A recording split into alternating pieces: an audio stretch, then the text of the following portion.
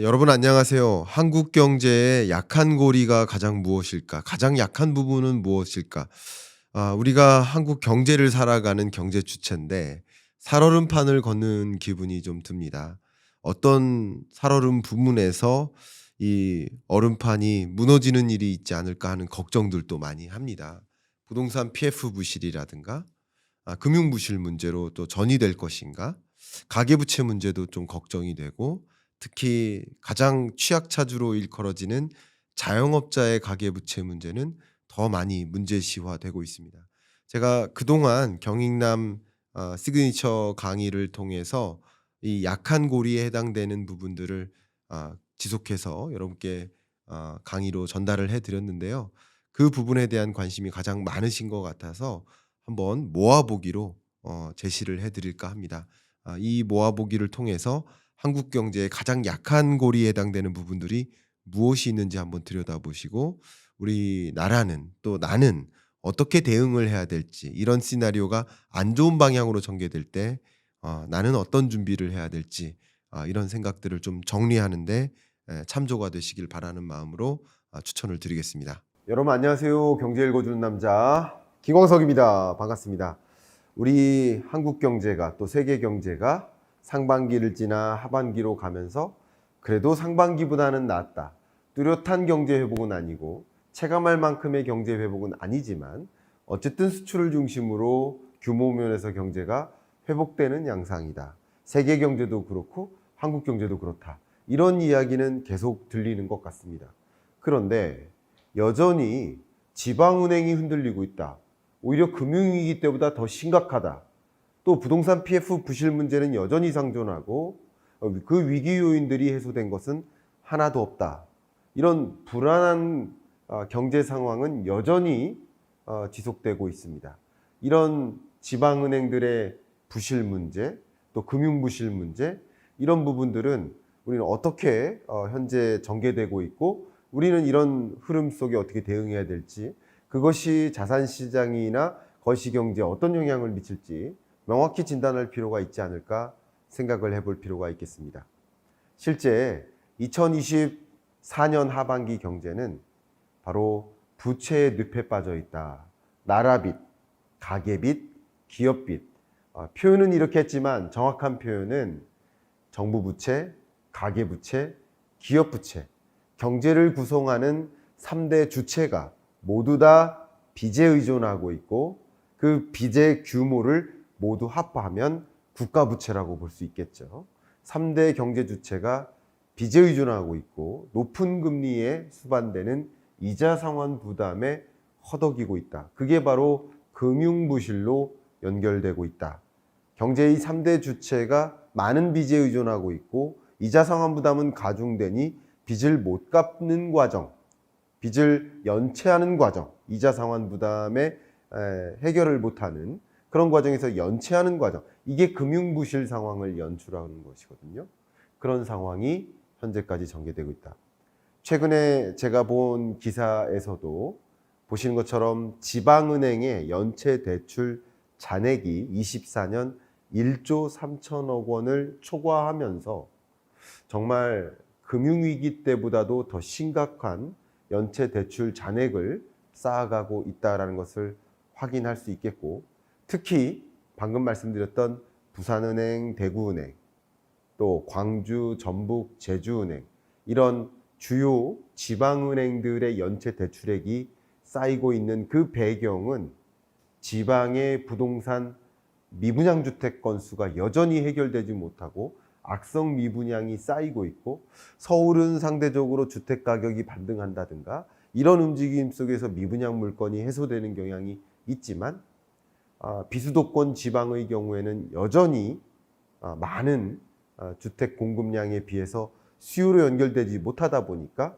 특히 건설사들이 빚을 상환하지 못하는 연체 대출 잔액이 쌓이는 것이고, 그 중에서도 부동산 미분양 주택의 건수, 특히 주택도 그렇지만 상업용 부동산까지 같이 고려한다면 가장 그 미분양 문제로 심각한 주요 지역들, 전북, 제주, 광주, 이런 주요 지역들의 연체율은 정말 금융위기 때보다도 더 높은 수준으로 사상 최대치에 해당하는 연체율을 보고 있습니다.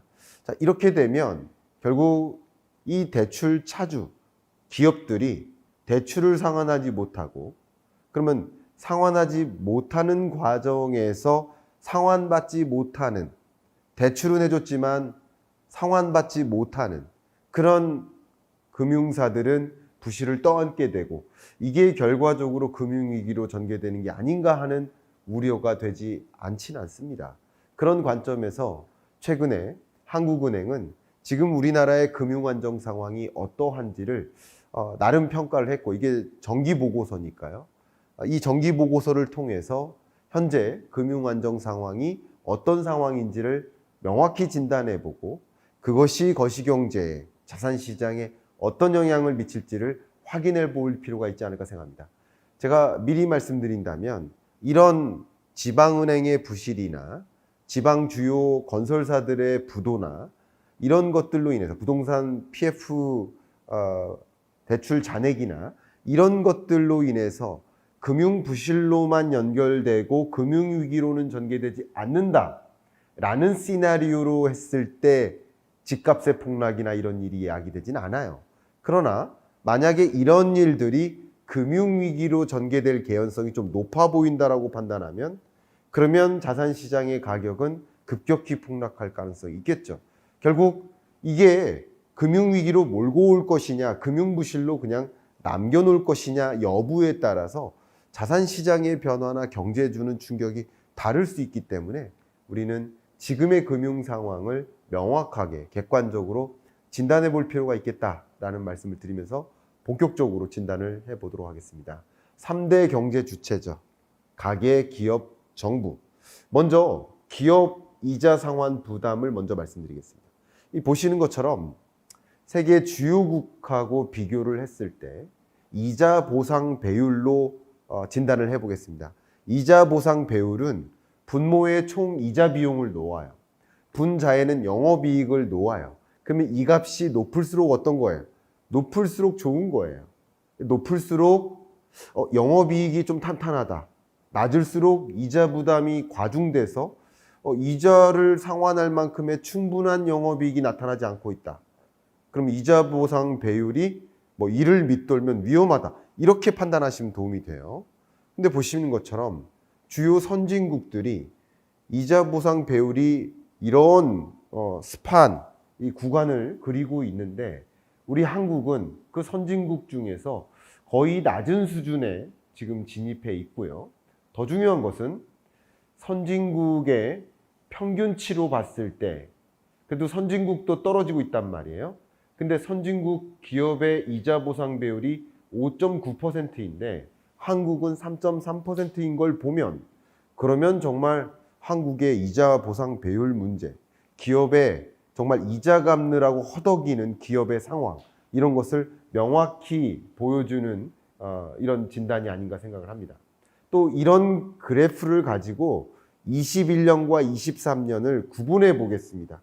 보시는 것처럼 21년보다 한국의 이자 보상 배율은 기업의 23년은 더 낮아지는 경향을 확인해 볼 수 있겠습니다. 이런 것을 본다면 한국의 주요 기업들의 이 부실한 도산 위험에 혹은 부실 채권 비율이 늘어날 수 있겠구나. 그러면 이 기업의 부실이 금융 부실로 연결될 수 있겠구나 하는 생각을 한번 진단해 볼 수 있겠습니다. 그러면 이 중요한 게, 이 이자 보상 배율을 이렇게 변동시킨 이유가 무엇인지 그 변동 요인을 해부해 봐야 됩니다. 근데 최근 들어서 보시면 영업이익의 감소도 영향을 줬고요. 차입금, 그러니까 결국 차입 규모도 영향을 준 거고요. 또 이자율도 올라가면서 더 큰 영향을 준 거예요. 그러니까 여러 가지가 22년, 23년 동안 영업이익은 감소하고, 그러니까 더 많은 차입금에 의존하고, 그런데 이자는 올라가니까 그게 세 가지가 다 부정적으로 작용해서 이자 보상 배율을 이렇게 떨어뜨려 놓는 하방 요인이 되었다. 이렇게 판단해 볼 수 있겠습니다. 근데 보시는 것처럼 유독 차입금의 의존도는 우리나라가 그 어떤 나라보다 낮은 편이에요. 그 어떤 선진국보다도 낮은 편이에요. 차입금에 대한 의존도는. 또 우리나라 기업의 부채 비율을 보아도 그 어떤 선진국보다도 낮은 수준입니다. 그러면 차입금의 의존도나 부채 비율이 낮다는 얘기는 결과적으로 지금 우리나라 기업들이 과도한 부채에 의존해서 경영하기보다는 이자 상환 부담이 가중돼서 지금 굉장히 어려운 상황에 놓인 것이다. 이자 부담이 가중된 것이지 혹은 영업이익이 감소해서 그런 것이지 그냥 과도한 차입금에 의존해서 과도한 부채에 의존해서 그런 것이 아니다.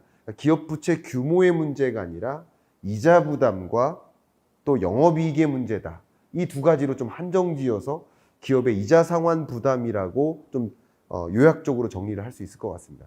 특히 많은 기업 중에 이자 상환 부담을 가중하게 느끼는 그 기업이 어떤 기업입니까? 바로 건설사죠. 부동산 PF 부실 문제를 야기하고 있는 이 건설사들의 재무 건전성을 확인해 봐야 됩니다. 이자 보상 배율이 급격히 떨어지고 있죠. 부채 비율이 급격히 올라가고 있죠. 유동 비율은 또 떨어지고 있습니다. 그러니까 건설사들이 유독 이자 보상 배율이 낮아지고 있고 과도한 부채에 의존하고 있는 그런 모습을 확인할 수 있겠고, 또 중요한 것은 그 건설사 중에서 이자 보상 배율이 1도 안 되는 기업이 얼마나 되나, 그 부채 규모가 200% 이상인 그런 기업, 과도한 부채에 의존하는 기업은 또 얼마나 되나, 유동성이 부족한, 유동 비율이 100%도 안 되는 그런 기업은 몇 %나 되나, 결국 취약 기업이 전체 건설사 중에 취약 건설사가 몇 %가 되나 라는 것을 확인해 보면 유동성이라는 관점에서는 18%, 과다부채라는 관점에서는 31%, 이자 보상 비율이라는 관점에서는 35% 가까운 비중을 차지하고 있다. 자, 이 이야기는 종합해 보면 사실상 이자 보상 비율이 1 미만인 기업이 유동성 우려도 있고 과도한 부채에 의존할 가능성이 높겠죠. 중첩될 가능성이 높은데 적어도 18%가량의 건설사들이 굉장한 금융 부실을 야기하고 있는 상황이다라고 진단하지 않을 수가 없습니다. 이제 정부 부채로 가도록 하겠습니다. 정부의 재정 건전성 역시 문제입니다. 저는 정부 부채에 상당한 문제가 있다고 생각합니다. 보시는 것처럼 우리 정부는 2019년, 20년, 21년, 22년, 23년 연속 5년 동안 재정적자 상황입니다. 세입보다 세출이 많은 구조예요. 2019년은 코로나19와 관련도 없습니다. 2020년, 21년은 코로나19 대응이라고 어쨌든 핑계거리를 마련해 볼게요. 세계적으로 다 재정적자 감안하고 확장적 재정정책 펼쳤다라는 관점에서 20년, 21년은 그럴 수 있다라고 가정해 볼게요. 19년은 왜 그랬는가? 22년, 23년은 왜 그랬는가? 이렇게 재정수지 적자, 정부 부채 과다 이런 문제가 계속 지속되고 있는 상황이고, 그러다 보니까 정부도 갚아야 할 빚의 규모가 늘어나고 있습니다.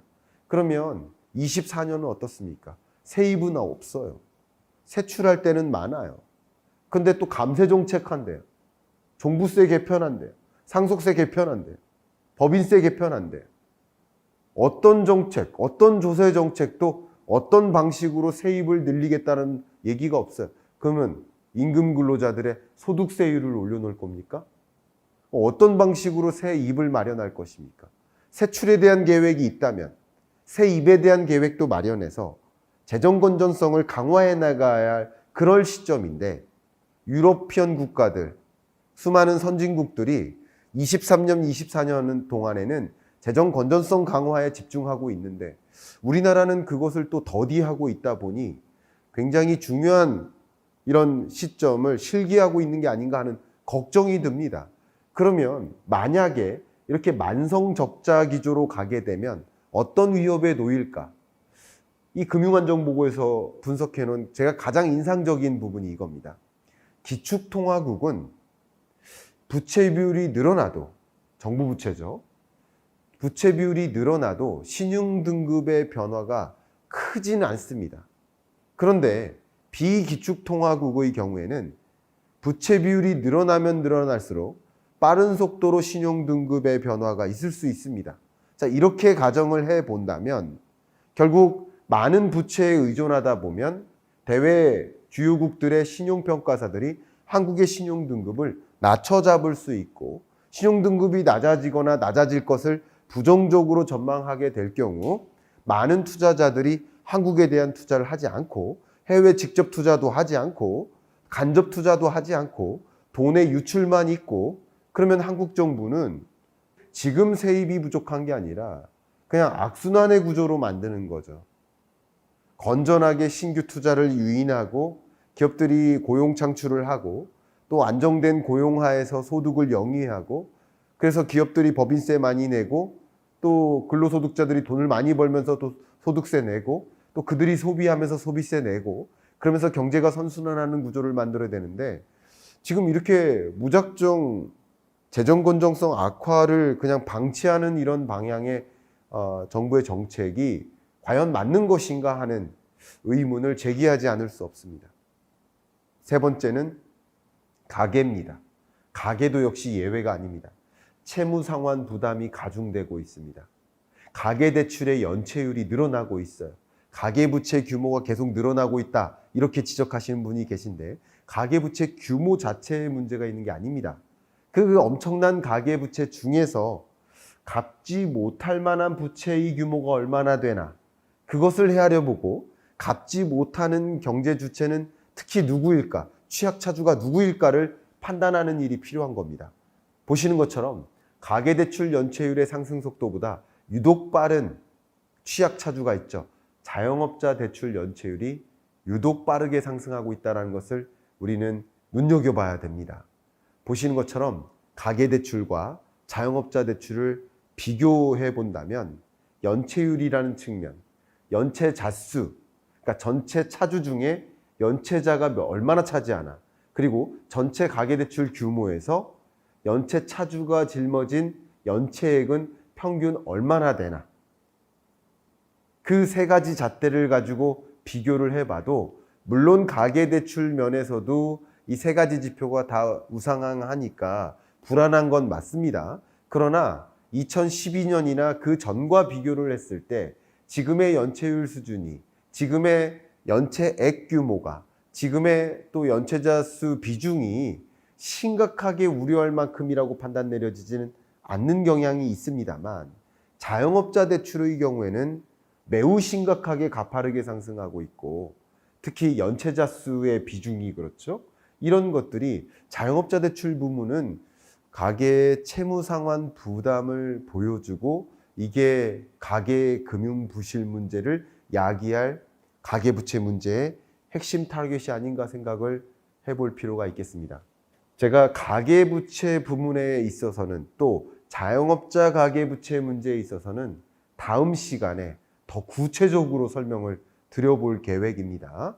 이렇게 기업부채, 정부부채, 가계부채, 3대 경제 주체의 가계부채 문제, 부채의 늪에 빠져 있는 현상을 우리는 명확히 진단해 보면 셋 다 문제다, 문제가 아닐 수 없다라고 판단해 볼 수 있겠습니다. 금융부실 상황을 이제 종합적으로 진단해 볼 필요가 있겠는데요. 첫 번째로 앞에 말씀드렸던 기업부채, 기업부채의 온상은 건설사 부채, 그 건설사들의 그 금융부실 문제는 부동산 PF인데요. 부동산 PF 사업 단계별 자금 조달이나 리스크 요인들을 좀 확인해 보겠습니다. 일단 부동산 PF 사업 단계를 보면 먼저 계약을 체결해요. 그리고 토지를 매입합니다. 그리고 잔금을 납부하고 인허가를 받아요. 그 다음에 착공하고 분양하고 준공 절차에 돌아서는 거죠. 자, 이 과정에서 먼저 토지를 매입하고 계약을 체결할 때 계약금을 내야 되죠. 그 계약금은 보통 시행사가 자기 자본으로 합니다. 근데 잔금을 납부하고 인허가 절차에 있는 과정에서 토지 매입 잔금을 지급하고 기타 운영비를 마련하거나 할 때는 브릿지론, 소위 토지담보대출을 받아요. 이때 인허가 리스크가 가중되죠. 인허가는 받는데 실제 착공으로 이어지지 않을 수 있습니다. 근데 실제 착공으로 이어진다. 그러면 분양으로 이어진다, 준공으로 이어진다 할 때 본 PF 대출을 받아요. 이때 브릿지론 상환을 해야 되고 공사비 마련을 위한 대출을 받아야 돼. 그게 본 PF 대출이죠. 이런 과정에서 결국 이 자금 조달 수단이 이렇게 브릿지론이라든가 부동산 본 PF 대출이 있는데, 이런 전반적인 부동산 PF 사업 단계별로 지금 현재 토지 매입은 했으나 계약은 체결했으나 착공으로 이어지지 않거나 또 분양으로 이어지지 않는, 또 분양을 해도 미분양 상황이 계속 지속되는 그런 과정에서는 건설사들이 어떻습니까? 대출을 상환하지 못하는 상황에 놓여 있는 거예요. 그러면 여러 단계별로 조사했을 때 어떤 리스크가 있는지를 진단해 볼 필요가 있는데, 지금 생각해 보면 건설사들의 주요 부동산 PF 대출 의존도나 이런 것을 봤을 때 부실채권 비율, 고정이하 여신 비율이 얼마나 되나 확인해 보면 유독 저축은행, 그죠? 또 상호금융, 일반은행은 좀 낮은 편이에요. 그러나 저축은행이나 상호금융과 같은 증권사와 같은 이금융권의 금융부실 전이가 상당히 걱정이 되는 상황이라고 볼 수 있겠습니다. 가계대출 연체율도 마찬가지입니다. 전 금융권 대출을 가지고 보면 전반적으로 주택담보대출이나 기타 대출의 연체율이 늘어나는 거 맞습니다.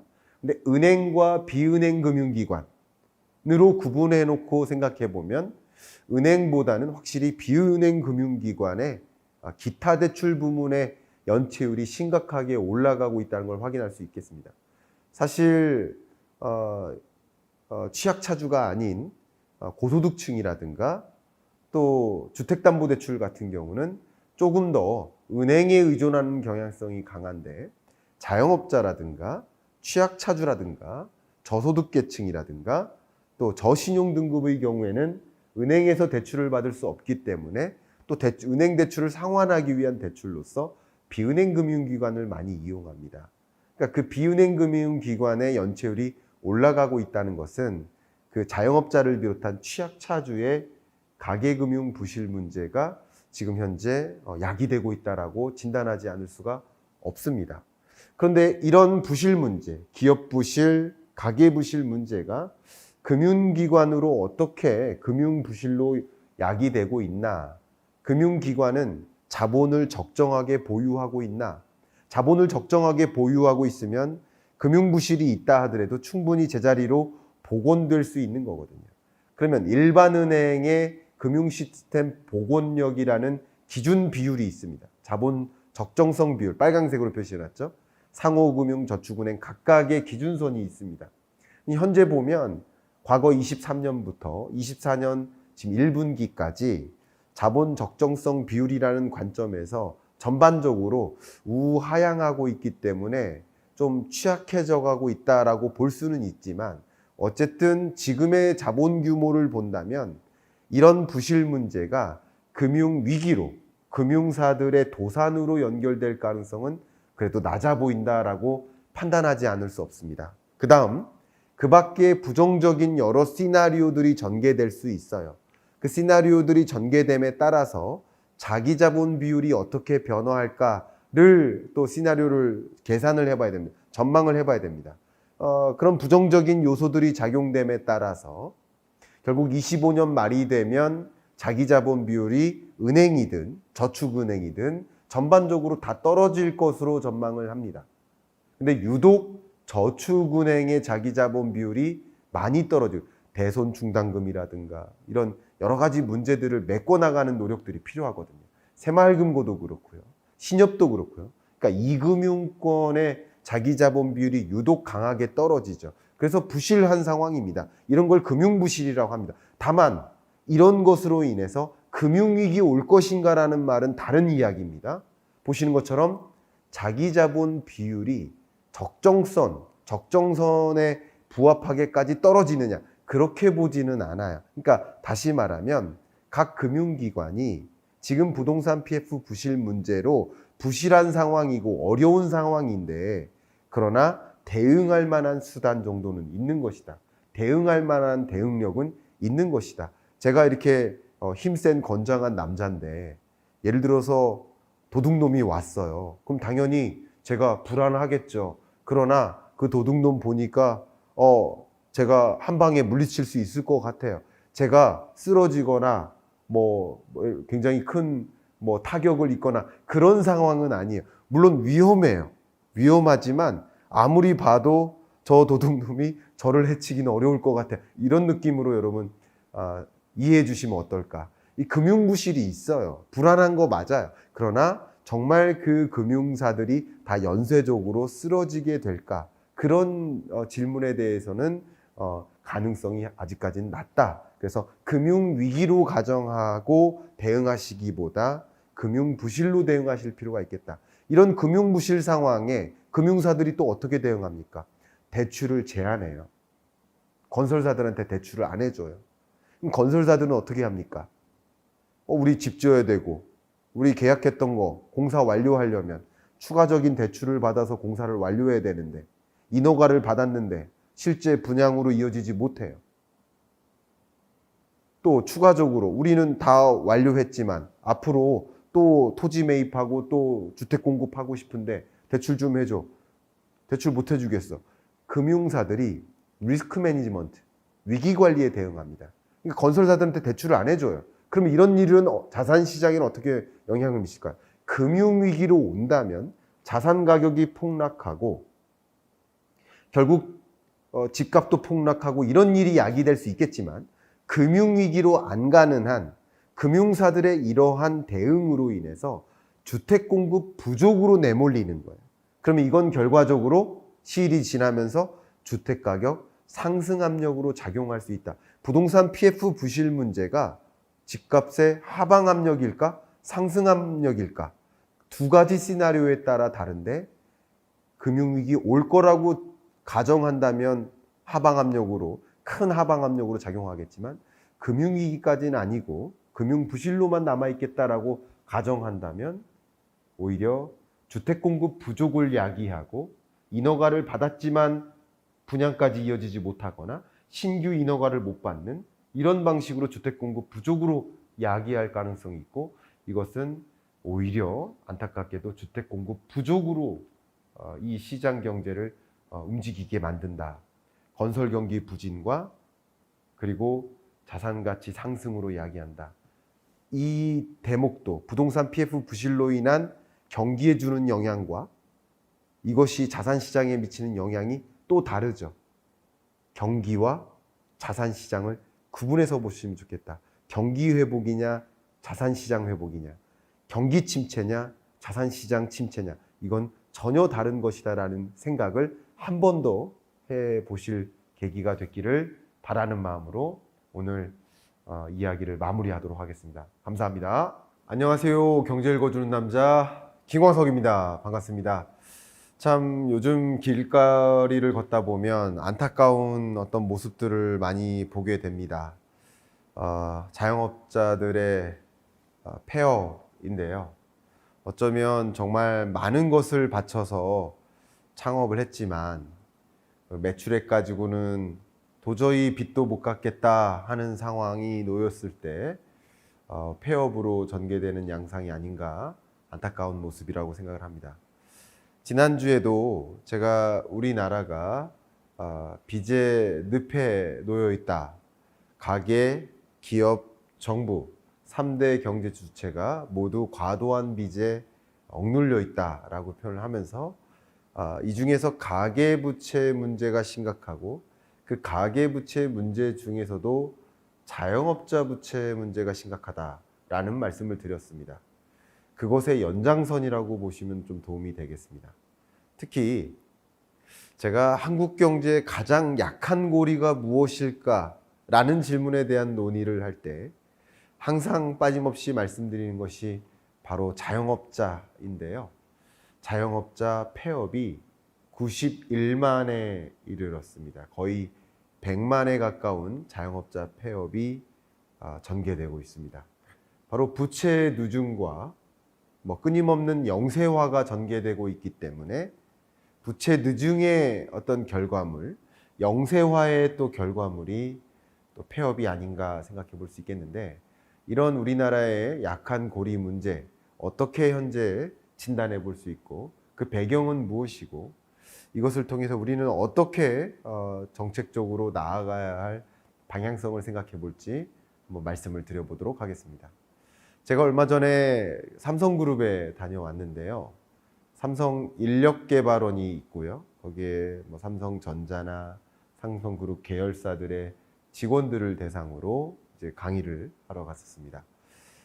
강의 대기실이 있었고 대기실에서 딱 나오는데 그 벽에 걸려 있는 사진과 모형이었습니다. 삼성의 첫 생산품이 바로 국수였습니다. 별표 국수였습니다. 이 별표 국수가 그 당시에 너무나 맛있어서 인기 있었고 수출로도 연결됐었다라는 내용이 있고 그 별표 국수를 만들어서 파는 그 공장의 모습이라고 볼 수 있겠죠. 삼성 상회의 모습입니다. 우리 한국 경제의 대표격인 기업 삼성그룹도 한때는 국수를 만들어 판매하던 하나의 작은 소상공인이었다라고 볼 수 있겠습니다. 이 소상공인을 다루고자 하는 자영업자의 의미를 우리가 찾는 여러 가지 이유 중에 하나는 그 자영업자가 소상공인이 소기업, 중기업으로 성장하고 또 유니콘 기업으로 부상하고 대기업으로 성장하는 과정에서 이 기업들이 많은 고용을 창출하고 양질의 일자리를 만들어내고 또 소득 기반을 만들고 또 그 소득에 기반한 고용자들이 소비를 또 진작시키고 그게 경제의 선순환을 가져오는 그런 역할을 할 것이라는 기대.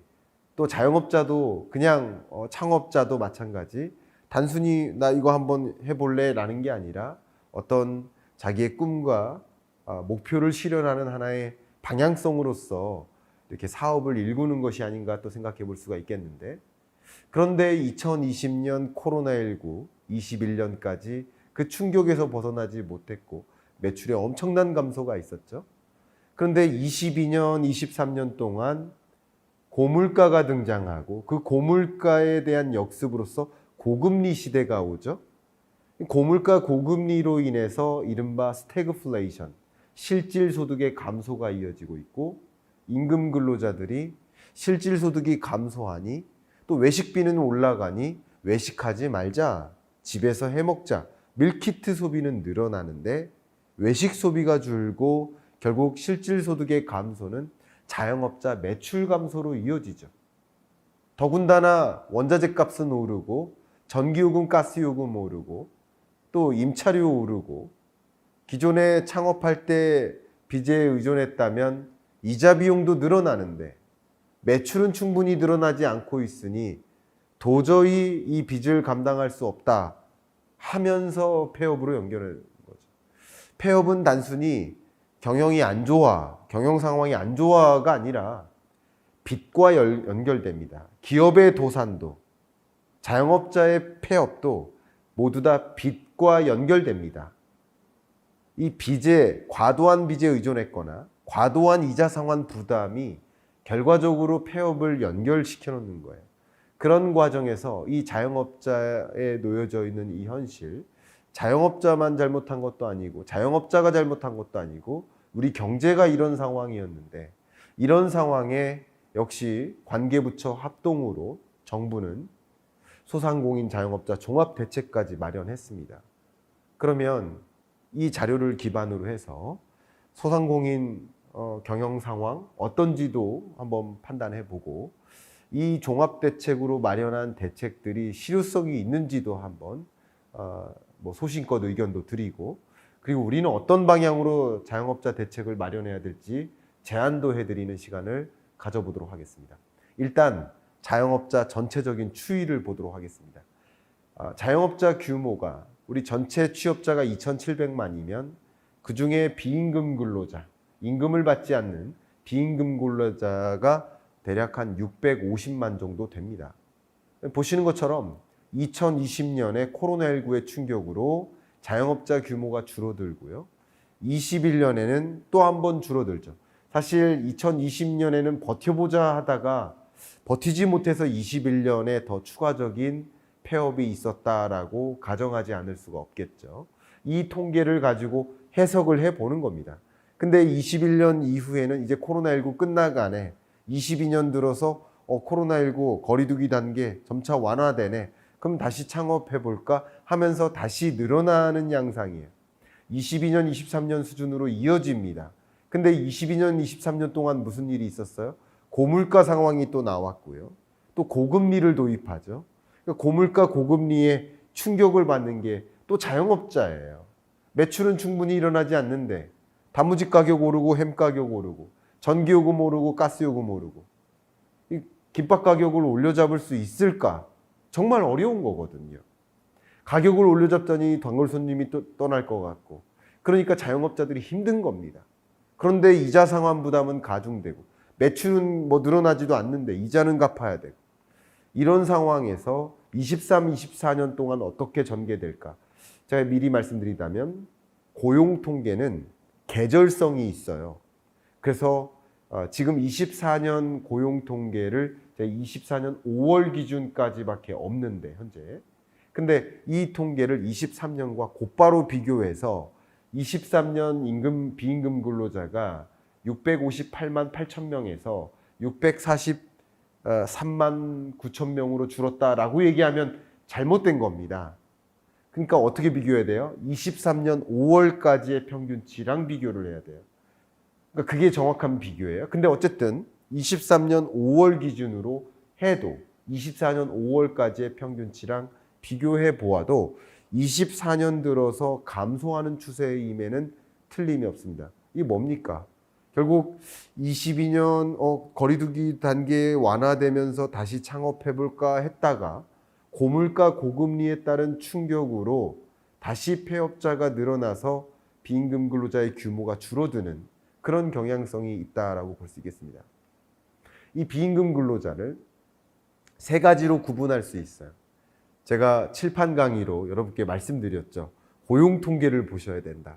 24년 하반기의 주인공은 사실 상반기까지는 물가였다가 이제 고용으로 바뀐다. 그래서 고용 통계를 꼭 보셔라고 하면서 칠판 강의로 1시간 넘게 해드린 게 있어요. 그거 한번 꼭 봐주시길 바라고요. 이 종사상 지위별로 임금 근로자로도 구분하고 비임금 근로자로 구분하는데 임금 근로자가 아닌 모든 취업자를 비임금 근로자라고 합니다. 근데 이 비임금 근로자를 고용주, 한 명이라도 직원을 데리고 일하는 사람, 고용주라고 합니다. 고용원이 있는 자영업자라고 하죠. 또 자영자, 혼자서 자영업체를 운영하는 1인 자영업자를 자영자라고 합니다. 그 밖에 무급가족 종사자가 있습니다. 아빠가 치킨집을 일하시는데 일주일에 한 번이라도 아버지 일을 도와서 내 배달하러 간다. 그럼 이 사람은 뭐예요? 이 사람은 백수가 아니라 실업자가 아니라 비경제활동 인구가 아니라 무급가족 종사자예요. 취업자로 들어갑니다. 어쨌든요. 그 칠판 강의를 좀 참조해 주시길 바랍니다. 클로즈업 코너에 있습니다. 그건 그렇게 참조하시길 바라고요. 지금 말씀드리고자 하는 것은 무급가족 종사자는 잠깐 제외하고 자영업자에서 고용원이 있는 고용주와 1인 자영업자인 자영자를 비교해 보겠습니다. 그러니까 상대적으로 우리가 경제 연구할 때 이 1인 자영업자를 상대적으로 영세 자영업자로 분류를 합니다. 자, 그러면 보겠습니다. 2020년, 21년에 고용주가 줄죠. 그러니까 근로자를 데리고 일하던 자영업자가 직원을 결국 어떻게 합니까? 직원을 퇴직시키는 거예요. 어려우니까. 퇴직시키면서 뭐가 됩니까? 자영자가 되는 거예요. 그래서 20년, 21년 동안 자영업자가 줄어드는데 사실은 고용주가 줄고 자영자는 오히려 늘어요. 영세화가 진전되는 거예요. 그 이후에 22년, 23년 동안 고용주도 소폭 늘고 자영자는 계속 늘어요. 이런 과정에서 23년 5월과 24년 5월을 비교해 보면 역시 고용주가 늘고 자영자가 주는데 이 현상은 뭐냐? 이제 영세 자영업자가 폐업하는 과정이에요. 그러니까 견디지 못하고 폐업하는, 그러니까 영세화가 이루어지다가 폐업으로 전개된다라고 추정케 해줘요. 자, 지금까지는 개괄입니다. 이제 구체적으로 들어가 보도록 하겠습니다. 잠깐 자영업자와 소상공인, 개인사업자 이런 여러 개념들이 자꾸 등장하는데 이 개념을 구분을 해놓는 게 좀 좋은 것 같습니다. 잠깐 구분을 좀 말씀드려보면 사업자를 법인사업자도 있고 개인사업자도 있다고 볼 수 있겠습니다. 법인사업자, 개인사업자 모두 다 소상공인에 해당됩니다. 그 소상공인의 일부는 자영업자이고 개인사업자일 텐데 법인사업자는 자영업자가 아니에요. 그래서 개인사업자와 법인사업자는 다 소상공인인데 법인사업자는 빼고 나머지 개인사업자가 자영업자일 가능성이 높습니다. 그들이 이제 개인사업자인데 물론 개인사업자가 한 명이 2개의, 3개의 개인사업자 등록증을 갖고 있어요. 개인사업자 규모는 상대적으로 더 많이 나타나죠. 800만 명. 그죠? 복수사업자들이 있기 때문입니다. 사업 등록자 기준입니다. 사업자 등록 기준이니까 이렇습니다. 그리고 여기서 자영업자 한 명이 개인사업자 등록증을 3개 갖고 있다. 그러면 한 명이잖아요. 그래서 자영업자 규모는 상대적으로 작은 거고요. 인구 기준인 거예요, 자영업자는. 그리고 여기서 인구 기준으로 자영업자가 상대적으로 작지만 무등록 사업자도 있기 때문에 무등록 사업자, 예를 들어서 농업 부문의 자영업자, 또 예를 들어서 길에서 트럭에서 뭐 이렇게 물건 파시는 분들이 계시잖아요. 그런 분들도 노점상이라고 보통 표현하죠. 노점상도 무등록 사업자일 뿐이지만 자영업자에 해당되죠. 인구 기준이기 때문에 등록 기준이 아닌 겁니다. 그러니까 무등록 사업자들이 이렇게 많이 있어요. 농어민이라든가 수산업, 광업, 농업, 그죠? 또 노점상 이런 다양한 인구들을 포함해서 자영업자라고 합니다. 지금은 그냥 같은 개념이라고 통칭해서 그냥 말씀을 드리겠습니다만 엄격한 구분은 이렇게 다릅니다. 자, 이제 진행해 보겠습니다. 소상공인의 영세화가 전개되고 있습니다. 매출액 기준으로 봤을 때 5천만 원 미만의 소상공인이 급격히 늘어나고 있습니다. 6.5%포인트나 늘어났습니다.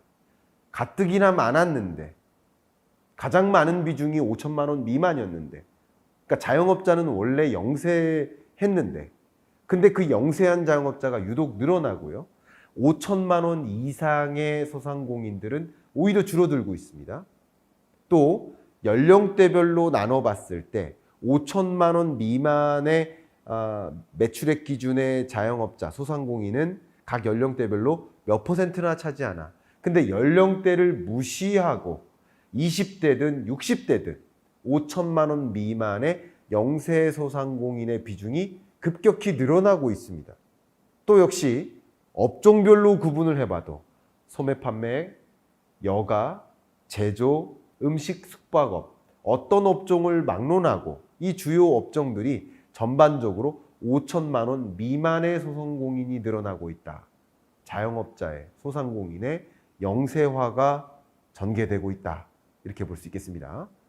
이렇게 영세화와 동시에 또 다른 문제가 부채 누중이라고 말씀드렸죠. 보시는 것처럼 자영업자의 대출 잔액이 계속 늘어나고 있습니다. 자영업자의 대출 잔액이 늘어나는데 그게 갚을 수 있는 빚이냐? 갚을 수 있는 빚이면 문제가 없다고 볼 수 있어요. 더 좋은 큰 사업을 운영하면서 내 꿈을 이루어보겠다고 빚에 의존하고 있는 그런 모습들은 건전한 부채인 거예요. 그러나 갚을 수 없는 부채임에도 불구하고 부채를 막기 위한 또 다른 부채에 의존하고 이런 것들은 사실 부실한 부채인 거죠. 그러니까 갚지 못하는 빚의 성격의 부채가 뭐예요? 연체하고 있는 대출 잔액이죠. 자영업자의 대출 연체율이 계속 늘어나고 있습니다. 또 자영업자라고 해서 다 취약차주는 아니에요. 자영업자이면서 취약차주로 분류되는 계층이 있겠죠. 잠깐 취약차주의 정의를 말씀드리겠습니다. 취약차주의 개념은요. 일단 3가지 이상의 빚을 갖고 있으면 됩니다. 주택담보대출, 신용대출, 카드대출. 대표적인 예죠. 이 3가지 모든 빚을 가지고 있다. 그러면 다중채무자예요. 다중채무자라고 다 취약차주가 아닙니다. 다중채무자인데 저소득계층이거나 혹은 다중채무자인데 신용등급이 낮은 저신용 등급으로 분류되면, 그러면 이 두 가지 기준을 충족하면 취약차주로 분류되는데, 그 자영업자이면서 취약차주 이들의 연체율을 보니까 10.2%로 굉장히 급상승하고 있습니다. 그러니까 우리나라의 가계부채 문제, 자영업자 대출의 문제를 좀 한정해 보면 사실상 자영업자 취약차주의 가계부채 문제로 요약이 됩니다. 결국 가계부채 문제 규모에도 있을 수 있고 뭐 상환 능력에도 있을 수 있겠지만 결국 못 갚는 성격의 빚은 무엇일까라는 것을 가장 취약한 구조, 가장 우리 한국 경제의 약한 고리라고 찾아본다면, 찾고 찾아본다면 가계부채 문제 있고 그 중에서도 취약차주고 그 중에서도 자영업자 취약차주의 부채다라고 우리가 한정지어 볼 수 있고, 재정정책은 물조리개라고 했어요. 통화정책은 물조리기가 아니라 날씨와 같아요. 비를 내려줄 것인지 아닌지를 결정하는 통화정책은. 그러나 재정정책은 문제점을 찾아서 그 문제를 극복하는 게 재정정책입니다. 물조리개를 가지고 가서 물이 넘치는 화분은 물을 안 주고 물이 부족한 화분에만 물을 주는 게 재정정책입니다. 그래서 그 문제를 찾아나가는 과정이 필요하다는 것을 강조하지 않을 수가 없습니다. 자영업자의 대출 연체자가 4.2%를 달성했습니다. 자영업자 가계부채 문제가 가시화되고 있습니다. 그러면 결국 빚을 갚지 못하는 영세화되고 있는 자영업자가 어떻게 연결될까요? 폐업으로 연결되겠죠. 안타깝게도 23년에 고물가와 고금리의 역습으로 폐업으로 전개된 개인사업자 폐업자 수가 91만 명을 초과했습니다. 개인사업자 폐업률이 8.7%에서 9.5%로 급상승했습니다. 자영업자 폐업이 증가하고 있습니다. 거의 100만 명에 달하는 개인사업자 폐업이 지금 현재 전개되고 있다라고 생각해 볼 수 있겠고요. 폐업 공제금이나 실업급여 수로 보아도 전반적으로 자영업자 실업급여나 폐업 공제금이 늘어나는 구조를 생각해 보면 자영업자 폐업이 지속적으로 증가하고 있구나 하는 안타까운 우리 한국 경제 상황을 예의주시할 상황이라고 저는 생각합니다. 그러면 자영업자 가계부채 문제는 그 본질이 무엇인가? 문제의 본질을 찾아서 본질을 해결하는 게 정책이어야죠. 본질이 무엇입니까? 자영업자 자금 마련 방법을 보십시오. 본인 또는 가족이 마련한 목돈이 절대적인 부채입니다. 결국 자영업을 창업하기 위해서 부채 의존을 하는 거예요. 그러니까 임금 근로자보다 절대적인 가계부채 규모가 큰 겁니다. 사업자금 마련을 위한 부채인 거죠. 근데 소상공인 경영 상황이 어때요? 매우 나빠요. 다소 나빠요. 좋다는 사람은 극히 드물어요. 좋은 경우도 있죠. 그러나 대부분이 나빠요. 가끔 댓글을 보면 경기가 그렇게 안 좋은지 모르겠습니다. 주말에 어떤 식당을 갔더니 줄이 길게 늘어선 그런 자영업자도 있죠. 그러나 전반적인 자영업자가 그렇다는 게 아니라는 거죠. 매우 나쁜, 다소 나쁜 50% 이상이 75%가 나쁘다고 얘기하잖아요. 경영 상황이 나쁘니까 당연히 매출이 감소해요. 매출이 감소하는데 고정비는 늘고 원자재 가격은 상승하고 인건비는 상승하고 공공요금 상승하고 비용은 다 늘어요. 이자 상환 부담도 늘어요. 이렇게 매출은 감소하는데 비용은 늘어나니까 소상공인은 굉장히 힘들 수밖에 없지 않을까. 그래서 앞으로는 어떨까? 앞으로도 매우 악화될 것 같다. 다소 악화될 것 같다. 앞으로도 그렇게 희망이 있어 보이진 않는다라고 소상공인들은 절감하고 있는 상황입니다. 이렇게 자영업자의 가계부채 문제의 본질이 무엇입니까? 고물가, 경기 악화, 금리 인상, 이것에 따른 영향이라고 볼 수 있지 않을까요? 이번에 소상공인 자영업자 종합대책을 관계부처 합동으로 마련을 했습니다. 그 종합대책의 내용에는 여러 가지 것들이 있었어요. 그 중에 하나가 매출채권 팩토링 지원 구조를 마련했습니다. 이런 정책을 마련한 것은 저는 필요하다고 생각합니다. 그리고 그 밖에 예를 들어서 뭐 배달비 지원이라든가 뭐 이자 상환 부담을 강경해 준다든가 임차료 부담을 좀 완화시켜주는 방안이라든가 그런 부분에 대한 고민을 했다라고 생각은 합니다. 근데 매출 채권 팩토링 지원 구조를 잠깐 설명해 보면 판매 소상공인이 있어요. 근데 바로 자금을 받지 못하잖아요. 그러니까 물품을 인도하겠다, 용역을 제공하겠다 라고 구매기업에게 계약이 성사되면 세금 계산서를 발행한단 말이에요. 그러면 돈은 나중에 돌아오니까 나중에 돌아오지 않도록 이 매출 채권을 받았단 말이에요. 받은 걸 중진공에게 보내요. 그러면 중진공은 그 채권 양도를 승낙해요. 그죠? 구매기업이. 그렇게 되면 자금을 중진공이 먼저 공급해 주겠다는 거예요. 상환 청구권 없이. 그리고서 나중에 중진공이 구매기업으로부터 대금을 상환받겠다. 중진공이 에이전시 역할을 하면서 먼저 매출액에 해당되는 자금을 공급해주고 나중에 내가 돈 받겠다라는 거예요. 이게 매출채권 팩토링 지원 구조입니다. 자, 이런 생각까지 했다는 것은 저는 긍정적으로 평가를 합니다.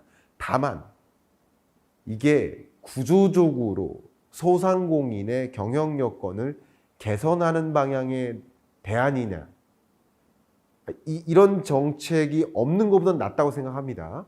임차료 지원, 배달료 지원 뭐 이런 부분들도 한계점들은 저는 있다고 생각해요. 그러나 없는 것보다는 낫다고 생각을 해요. 어쨌든 긍정적이라고 봅니다. 다만 저의 의견은 소상공인 자영업자 종합대책이라고 한다면 구조적으로 자영업자의 과밀화로 인해서 이미 영세화된 자영업자가 5천만 원 미만의 자영업자가 가장 많은 비중을 차지하는데 또 다른 자영업자들이 같은 골목에 많이 등장해서 같은 자영업자가 더 많이 진출해도 매출 총량이 늘어날 수는 없잖아요. 자영업자가 예를 들어 치킨집이 하나였다가 치킨집이 3개로 늘어요. 그렇다고 3개의 그 치킨집의 매출 총액이 한 개였을 때의 매출 총액보다 늘어날까요? 치킨집이 늘어난다고 치킨을 더 많이 사는 건 아니잖아요. 그러니까 결국 치킨 수요 매출액은 정해져 있는데 같은 지역에 더 많은 자영업자가 과밀화되면서 결국 매출이 감소하고 이게 구조적으로 자영업자 과밀화로 인해서 이런 어려운 경영 여건에 놓여 있다고도 볼 수 있지 않을까요? 그래서 저는 구조적으로 지금 자영업자 종합 대책을 마련한 것도 뭐 어쨌든 이런 대책을 마련하고자 하는 의지나 이런 것들은 긍정적으로 평가하지만 구조적으로 자영업자의 영세화가 전개되고 있고 매출액으로 이자를 상환할 수 없을 만큼의 구조가 나온 것이라고 한다면 어떻게 영세화된 자영업자의 구조를 고부가 사업으로의 전환 혹은 과밀화를 방지하기 위한 방안 또 건실하게 견조하게 성장할 수 있는 자영업자의 생태계를 마련하는 그런 제도적 장치 그런 부분에 대한 고민을 더 현실적으로 해주시면 어떨까 하는 제 의견도 같이 드리면서 자영업자에 대한 대책 그리고 자영업자의 현실 분석했습니다. 자, 오늘 강의는 자영업자의 전반적인 문제, 경영 여건을 분석했고 정책에 대한 평가도 했지만 다음 주는요. 이 자영업자의 가계부채를 더 파고들어서 뭐가 문제인지 이게 금융부실로 연결돼서 금융위기로 갈 것인지 그 부분에 대한 분석을 더 집중적으로 해드릴 예정입니다. 그래서 이번 주 강의와 함께 다음 주 강의까지 함께 들으시면서 자영업자로 인한 자영업자의 이 약한 고리로 인한 그 금융부실 우려까지 정말 있는 것인지 어떻게 대처해야 되는지 이런 것들을 또 생각해 볼 기회를 기대해 주시면서 이번 주 강의 마무리하겠습니다. 감사합니다. 안녕하세요. 경제 읽어주는 남자 김호석입니다. 반갑습니다. 자영업자 부채 불안이 심각한 상황 맞습니다. 자영업자 대출자의 평균 연체액이 1억 2천만 원에 달합니다. 이 자영업자들이 창업을 할 때 부채 의존을 했을 텐데 그 부채를 상환하기 어려운 상황에 내몰리면 결국 폐점을 할 수밖에 없는 상황이라고 볼 수 있겠고, 수년간 수십 년간 그 식당을, 그 가게를 운영해왔던 자영업자께서 그동안 찾아주신 고객님들께 감사합니다라는 이 문구를 적어서 이 가게 문 앞에 걸어놓는 그 자영업자의 심정은 정말 어떠할까 하는 마음도 안타깝게 듭니다. 결국 앞에 말씀드렸던 것처럼 빚에 의존해서 창업을 했습니다. 그러나 빚을 갚을 능력이 계속 유실됩니다. 그러다 보면 폐업으로 내몰리게 되는 거죠.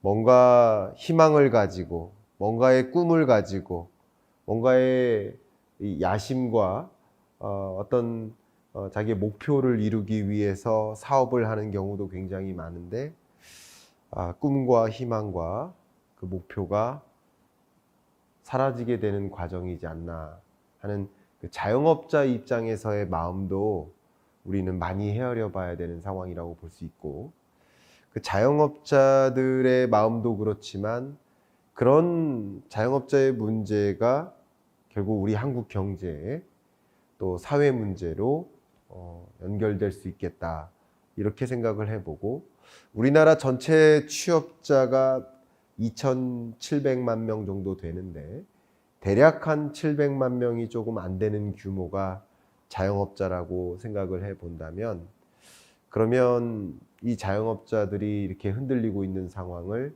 그냥 예의주시할 수만은 없겠다라는 생각이 듭니다.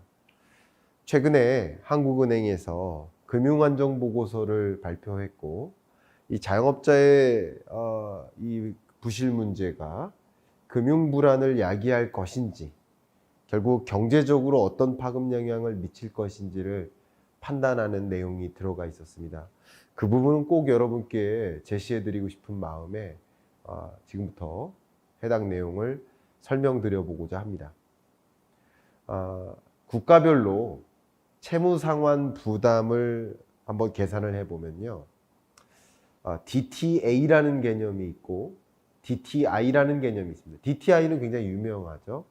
처분 가능 소득 대비 부채 비율, 그러니까 소득 대비 부채예요. 그리고 DTA는 이건 자산 대비 부채입니다. 그래서 debt to asset, debt to income 이렇게 달라지죠. 근데 이게 둘 다 높으면 높을수록 나쁜 거예요. 근데 보시는 것처럼 DTA가 50%를 상회하는 나라가 노르웨이와 한국밖에 없습니다. DTI 기준으로 200%를 상회하는 나라가 또 몇 개 안 됩니다. 근데 DTI가 200%를 상회하고 DTA가 50%를 공통적으로 상회하는 나라는 딱 두 개밖에 없는데 노르웨이와 한국입니다. 주요 OECD 국들과 비교를 했을 때 우리나라는 가계부채 채무 상환 부담, 결국 소득으로 부채를 갚는 거고 자산으로 부채를 갚는 건데, 그죠? 근데 자산으로 부채를 갚을 능력이 없고 소득으로 부채를 갚을 능력이 없다면 가계 부실이라고 볼 수 있겠죠. 가계의 채무 상환 부담이 상당히 가중되는 나라이다 라는 것은 틀림이 없는 것 같습니다. 그런데 가계부채 규모가 1800조, 1900조, 최근 또 가계부채 규모가 급격히 늘어나는 이런 현상을 놓고 총량적인 면에서 가계부채 규모가 상당히 문제가 있다라고 지적하는 이 국정감사의 영상을 몇 개 봤어요. 근데 참 국회의원도 한국은행 총재한테 질의를 하려면 한국은행 총재보다 경제적으로 더 많은 것을 알고 정말 그 냉철한 송곳 같은 질문을 해서 한국은행이 혹은 금융위원회가 금융정책을, 통화정책을 이런 금융부실 상황을 안고 더 잘 정책을 수행해 나갈 수 있도록 방향성을 제안할 수 있을 텐데 한국은행 총재만큼, 금융위원회 위원장만큼 경제적, 금융적 그런 이해가 부족하다는 것을 국회의원들의 모습들을 보고 느꼈고, 그것이 결국 경제 관련 국가기관들을 채찍질하고 당근을 주는 그런 역할을 하는 국회가 오히려 또 부족한 것이 아닌가 하는 생각도 좀 많이 들었습니다. 그러나 제가 여러분께 드리고 싶은 얘기는 규모가 이렇게 늘어나니 문제다. 그거는 굉장히 언론 뉴스만 봐도 다 알만한 주제고, 그 규모가 늘어난다고 무조건 문제라고 가정할 수 있습니까? 1000조 원 돌파하면 문제고, 1100조 원 돌파하면 더 문제예요? 1200조 돌파하면 더 문제고요? 1500조 돌파하면 문제고, 지금은 1800조, 1900조에 달하니까 만약에 이 가계부채 규모가 2000조 달하는 순간 위험한 건가요? 2100조 원 달하면 더 위험한 건가요? 그런 기준이 어디 있습니까? 총량적인 접근을 하면 어떻게 됩니까? 가계부채 규모가 늘어나는데 소득보다 더 빠른 속도로 늘어난다든가, 이자 상환 부담이 늘어나는데 소득을 가지고 이자를 갚지 못한다든가, 어떤 계층의 부채 문제가 정말 갚을 수 없는 부채의 성격이 있는지를 명확히 핀셋으로 잡아내듯이, 송곳같이 그 문제를 지적하고 꼬집어내듯이 그렇게 분석하고 재정정책, 금융정책을 펼쳐나가야 되는 거 아닌가. 그런 면에서 가계부채 문제의 핵심이 무엇인지를 찾아봐야 됩니다. 강조하겠습니다. 근데 보시면 총량적인 면에서 소득 하위 40%의 가계부채 보유 비중은 한국은 오히려 줄어들고 있습니다. 다시 말하면 우리나라 가계부채 문제가 있는데, 총량적으로도 있는데, 근데 소득 하위 40%가 부채를 많이 짊어지기보다는 소득 60% 상위, 쉽게 말하면 중산층 이상의 가계부채 보유 규모가 늘어나고 있다는 뜻이에요. 신용도별로 봐도 고신용 등급의 차주가 가계부채를 많이 끌어다 쓰고 있다는 것을 확인할 수 있어요. 자, 이런 모습 속에서 가계부채 규모에 문제가 있다고 지적하면, 그러면 아무 문제가 없다라고 지적하는 거랑 거의 차이가 없습니다. 그 문제를 찾아야죠. 문제를 찾아보겠습니다. 가계부채 문제의 건전성을 진단해보고, 가계부채 문제가 있다면 어디에 문제가 있는지를 찾아봐야 됩니다. 보시는 것처럼 최근 주택담보대출 규모가 늘어요. 기타 대출 규모는 오히려 줍니다. 그러면 여기서 전제를 하나 깐다면, 주택가격이 만약에 폭락한다.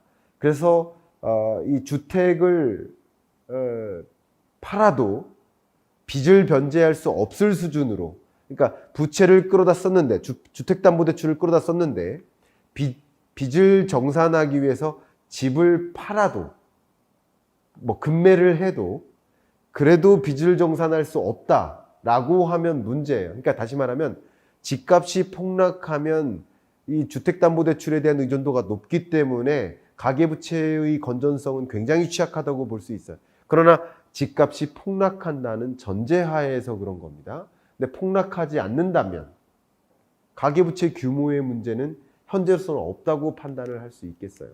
가계대출의 규모가 어떻게 늘고 있는지 줄고 있는지를 보셔도 주택담보대출을 중심으로 늘기 때문에, 만약에 주택가격이 하락이 아니라, 약보합이 아니라 폭락만 아니라고 한다면 가계대출 문제가 심각하게 치닫게 되진 않습니다.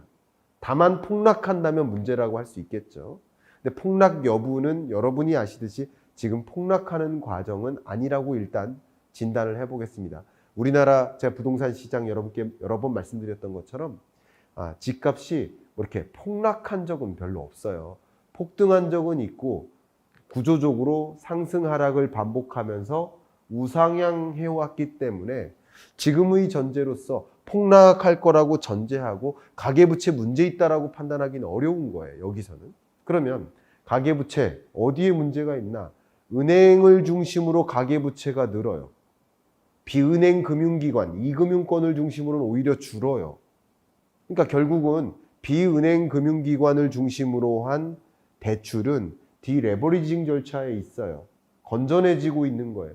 은행을 중심으로 가계부채가 느는 거예요. 주택담보대출을 중심으로 느는 거예요. 고신용 등급, 고소득층을 중심으로 부채가 느는 거예요. 부채의 총량적인 면에서는 은행을 중심으로 주택담보대출을 중심으로 고소득층과 고신용 등급을 중심으로 가계부채가 늘어나고 있는 현상이기 때문에 가계부채 규모 1900조가 터진다라는 종류의 의견은 사실 의미가 없습니다. 가계대출 전기 대비 증감을 보아도 은행을 중심으로 늘지 비은행 금융기관을 중심으로 느는 게 아니에요. 오히려 감소하고 있는 걸 볼 수 있어요.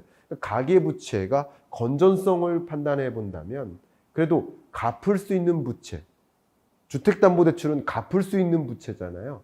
금매라도 처리를 한다면, 경매라도 처리를 한다면 갚을 수 있는 부채의 성격이 되잖아요. 그게 가계부채의 건전성이라는 면에서는 가계부채 총량적으로는 크게 흔들리는 상황은 아니다라고 볼 수 있습니다. 그러면 뭐가 문제일까? 가계부채의 가장 약한 고리는 무엇일까? 정리한 대로 자영업자의 대출입니다. 잠깐 자영업자의 대출을 좀 정의 내려드리겠습니다. 이 가계신용이라고 합니다. 약 1882조에 달하는 1900조에 가까운 가계신용이 있는데 가계신용에는 판매신용이 있어요.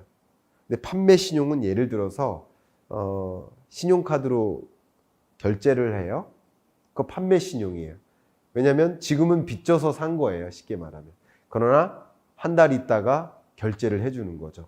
그게 판매신용입니다. 근데 판매신용도 늘어나면 위험한 거기 때문에 또 가계신용 범주에 들어가는 겁니다.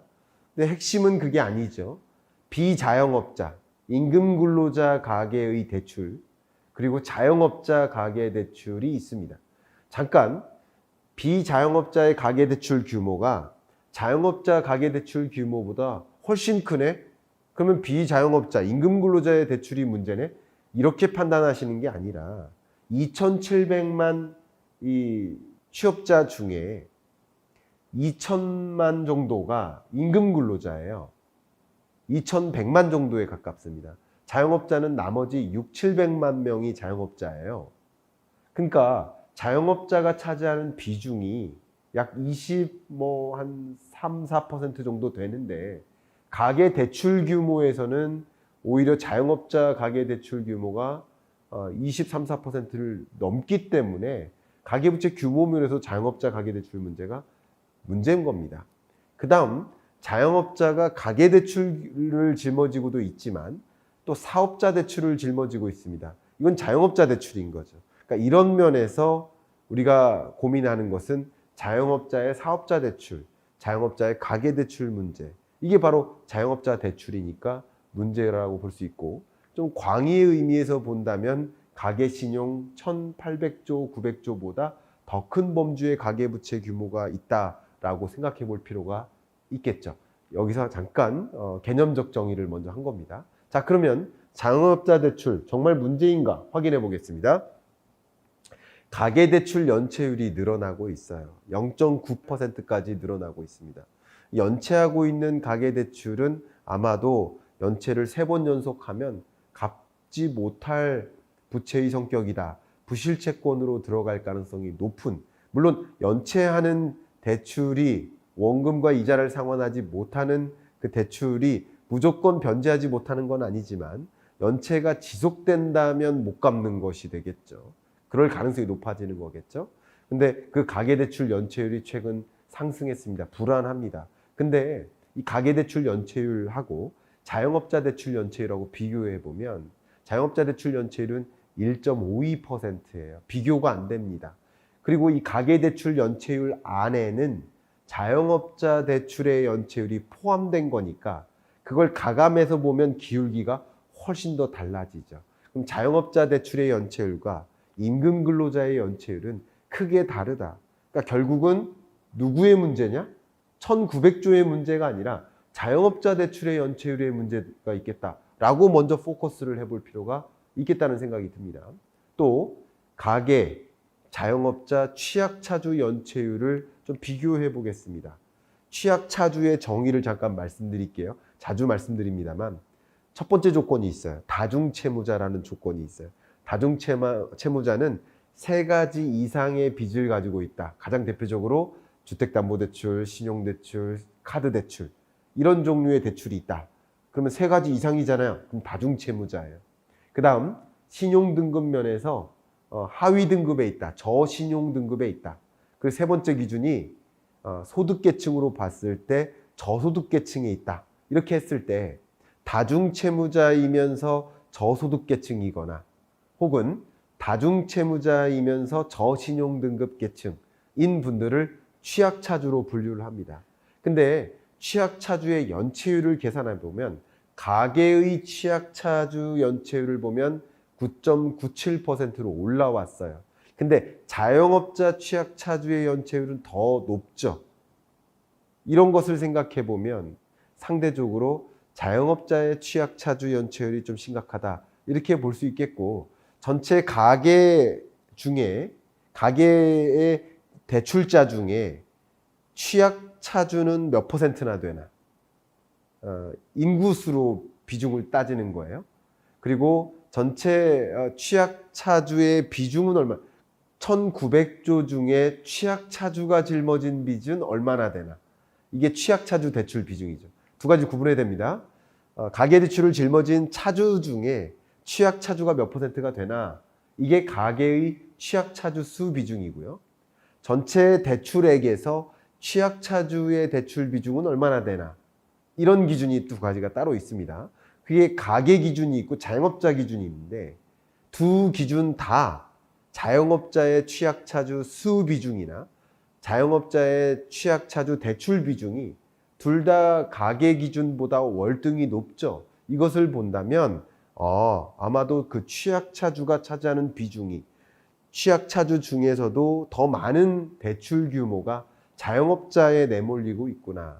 그러니까 사실 취약차주로 분류할 수 있는데 대략 5, 6% 됩니다.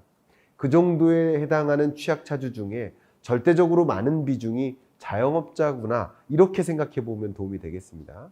그 다음에 연체자 수 비중이나 평균 연체액을 볼게요. 가계대출의 연체율이나 연체자 수가 얼마나 많은 비중을 차지하나 또 연체자주 중에 평균 연체액이 얼마나 되나 이것을 좀 따져보면 상대적으로 평균 연체액이나 연체자 수 비중이나 연체율로 보나 가계대출의 경우에도 문제가 있겠지만 자영업자 대출의 문제가 심각하게 이렇게 치솟고 있다는 것을 확인할 수 있습니다. 특히 자영업자 대출의 평균 연체액이 1억 2,200만 원. 그러니까 자영업자 가구당 그 연체자, 자영업자 연체자주, 연체자 한 가구당 평균 1억 2,200만 원의 연체액이 지금 기록되고 있다라는 거예요. 그러니까 결국 가계대출의 문제라고 할 수 있겠지만 가계대출 중에 일정 비중이 자영업자 대출이라고 생각해 본다면 이 부분을 제외해 놓고 생각해 보면 가계대출의 연체율이나 연체자 수 비중이나 연체액의 규모가 증가하는 기울기가 좀 더 낮겠죠. 그러니까 자영업자 대출의 문제가 상당히 심각하고 결국 가계부채 문제의 핵심은 자영업자에 있다는 것을 우리는 생각할 수 있게 만듭니다. 자, 그러면 지금 중요한 것은 자영업자는 정말 엄청 힘들겠다. 그래서 폐업할 수 있겠다. 폐업하지 않을 수가 없겠다. 이런 종류의 생각을 분명히 할 수 있는데 그것도 중요하지만 결국 이런 일들이 저는 경제 전문가니까 금융부실로 연결이 될까를 판단해 봐야 됩니다. 실제 은행 대출의 경우에는 연체율이 그렇게 높게 치솟지 않아요. 비은행 금융기관의 연체율이 높게 치솟아요. 근데 임금 근로자나 고소득층이나 고신용 등급의 경우에는 굳이 2금융권의 대출을 받을 필요가 없어요. 1금융권에서 대출이 충분히 끝납니다. 근데 2금융권으로 가는 계층이 누구일까요?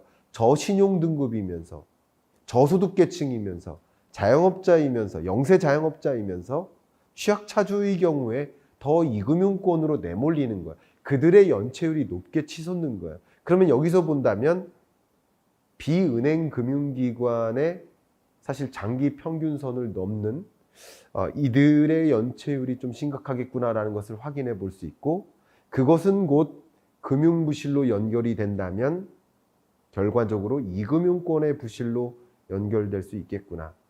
최근에 스트레스 DSR 단계별 시행안을 7월이 아니라 9월로 변경한 일이 있었습니다. 근데 이 적용을 변경하게 된 배경 중에 하나가 자영업자라고 했는데, 저는 그런 부분에서 일견 이유도 된다라고 생각합니다.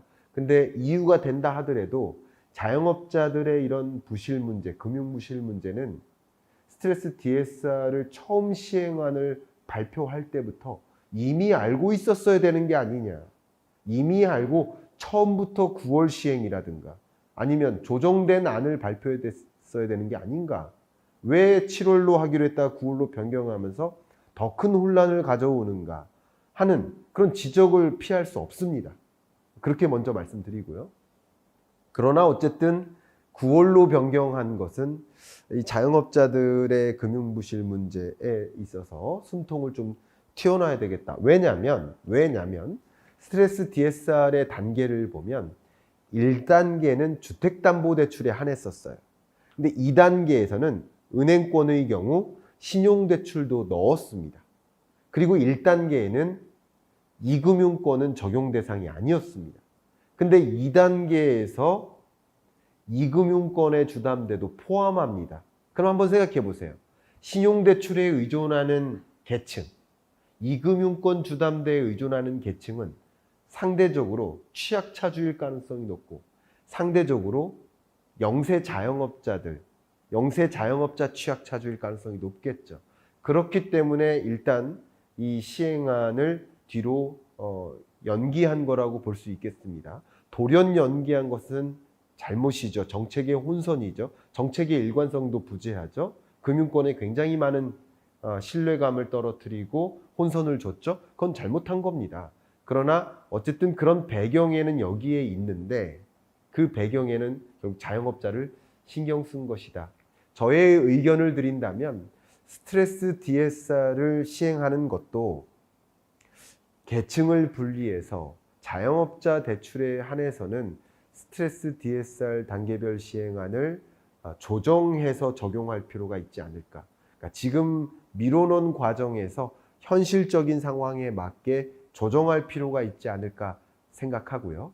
더 중요한 것은 의견을 드린다면 지금 이 자영업자들의 부실 문제가 이금융권의 가계금융 부실을 야기하고 있는데 이게 말 그대로 금융위기로 갈 만큼의 기여도는 없습니다. 그 규모 면에서. 다만 이 금융부실 자체가 자영업자의 삶을 더 어렵게 만들고 폐업으로 내몰리고 또 재기하기가 어렵게 만들고 하는 그런 요인들도 감안을 해보고 거시경제 건전성까지 생각을 해본다면 저희 생각에는 자영업자가 건전하게 성장할 수 있는 성장 모델을 제안하는 것이 필요하지 않을까 이런 생각을 해보고 제가 지난주에도 자영업자의 이 폐업 문제에 대해서 그 문제의 본질이 무엇인지를 거론을 했고 오늘 이어서 자영업자 2편으로 전개하는 건데 1편도 다시 한번 봐주시길 바라고 거기서 제안해 드렸던 것처럼 결국 자영업자의 구조적인 문제는 과밀화에 있고 과밀화로 인해서 영세화가 전개되고 부채에 의존할 수밖에 없는 상황에 내몰리고 있기 때문에 과밀화를 방지하도록 그 지역 상권마다의 업종 분배를 정부가 가이드라인을 제공한다거나 오히려 과밀화된 영역에서는 또 다른 추가적인 과밀화를 야기하지 않도록 가이드라인을 마련한다든가 또 오히려 고부가치 소상공인 또 우리 이 해당 상권에 요구되는 그런 업종 그런 것들을 적극적으로 지원함으로써 그냥 매출액 자체가 건전하게 보조되고 그걸 기반으로 상환할 수 있는 능력을 보존시켜 나가는 그런 종류의 자영업자들의 건전화 정책들을 더 추가적으로 고민해야 되는 것이 아닌가 하는 의견을 드리면서 이번 주 경제 읽어주는 남자 마무리하도록 하겠습니다. 감사합니다.